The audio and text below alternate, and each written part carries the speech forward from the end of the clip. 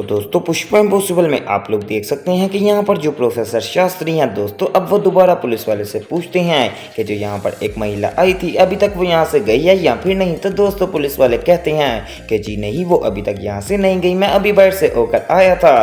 तो अभी भी वो यहाँ पर बाहर बैठी हुई हैं और वो कह रही थी कि जब तक आपसे वो यहाँ पर मिलेंगी नहीं वो यहाँ से नहीं जाएंगी। तो दोस्तों यहाँ पर अब प्रोफेसर शास्त्री कहते हैं कि हाँ वो बहुत ही ज़्यादा ज़िद्दी औरत है, वो एक जब बात कर ले तो उस पर यहाँ पर पूरा उतर कर जाती है। तो दोस्तों साथ ही यहाँ पर पुलिस वाला कहता है तो आप अपनी पत्नी को समझाया करें ना कि एक बात पर ना अड़ा करे। तो दोस्तों साथ ही प्रोफेसर कहते हैं कि ये बुद्धू वो मेरी पत्नी नहीं है बल्कि मेरी स्टूडेंट है। तो दोस्तों यहाँ पर अब पुलिस वाले कहने वाले हैं कि हाँ उसने मुझे बताया था कि आप उसके गुरु हैं, लेकिन मुझे ऐसा लगा जैसे आप उसके ज़िंदगी के गुरु हैं, यानी कि उसके पति हैं, इस वजह से मैंने यहाँ पर ऐसी आपसे बात की। दूसरी तरफ दोस्तों आप लोग देख सकते हैं कि यहाँ पर जो चिराग है दोस्तों वो स्वरा को पढ़ा रहा होता है और पास ही में यहाँ पर जो प्रार्थना है वो योगा वगैरह कर रही होती है, क्योंकि आज उसका यहाँ पर टेस्ट है ना, तो वो टेस्ट के लिए मेंटली तौर पर तैयार हो रही थी।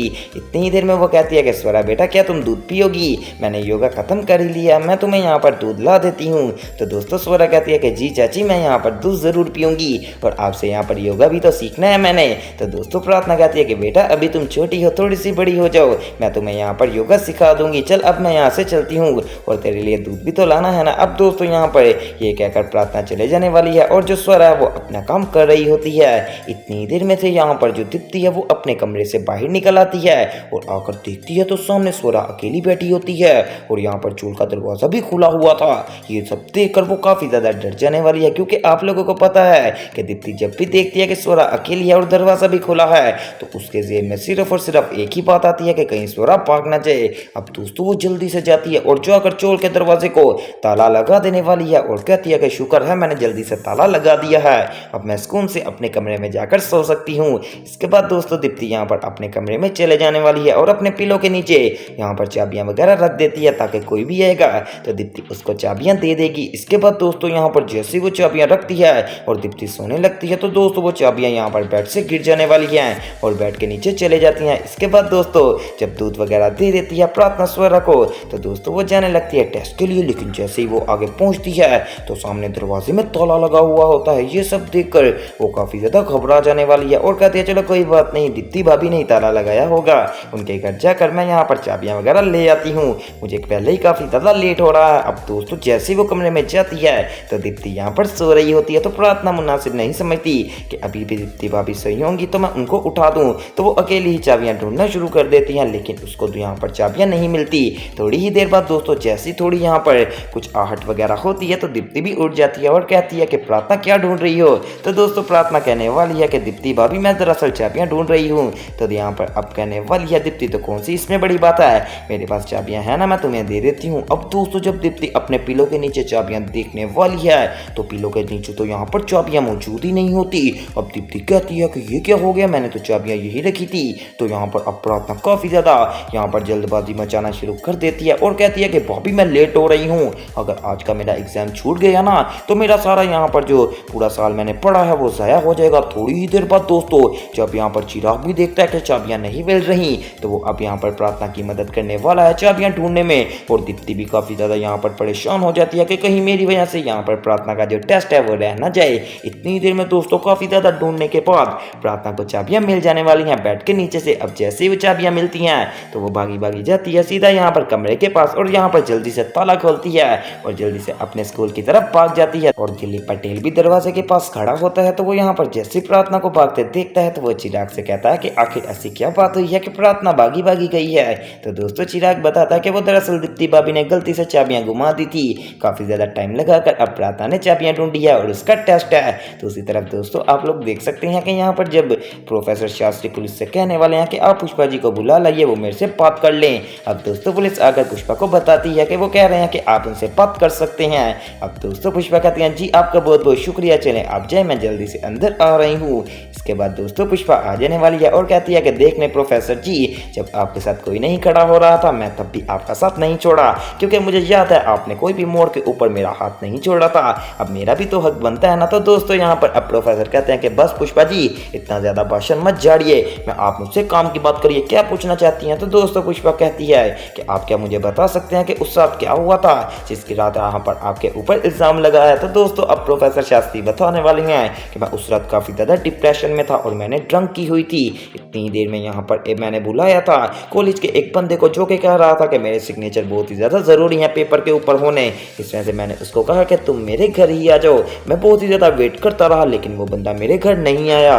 अब उसके बाद मैंने इतनी ज़्यादा ड्रंक कर ली थी कि मुझे ना इधर की होश नहीं और ना ही उधर की होश, और मैं यहाँ पर बेहोश हो गया था। बस मुझे इतना याद है कि उसके बाद वो औरत आई थी जिसने मेरे ऊपर इल्ज़ाम लगाया है और यहाँ पर फिर मैं बेहोश था और उसने मेरे ऊपर इल्ज़ाम लगा दिया। तो दोस्तों पुष्पा कहती है कि प्रोफेसर जी, मुझे कुछ बात यहाँ पर समझ में नहीं आ रही। आखिर जब आप बेहोश हैं तब तो आप कुछ यहाँ पर गलत नियत वगैरह कर ही नहीं सकते, फिर भी उस औरत ने आपके ऊपर इतना बड़ा इल्ज़ाम क्यों लगाया, और आखिर ये औरत कौन थी और किसके लिए काम कर रही थी।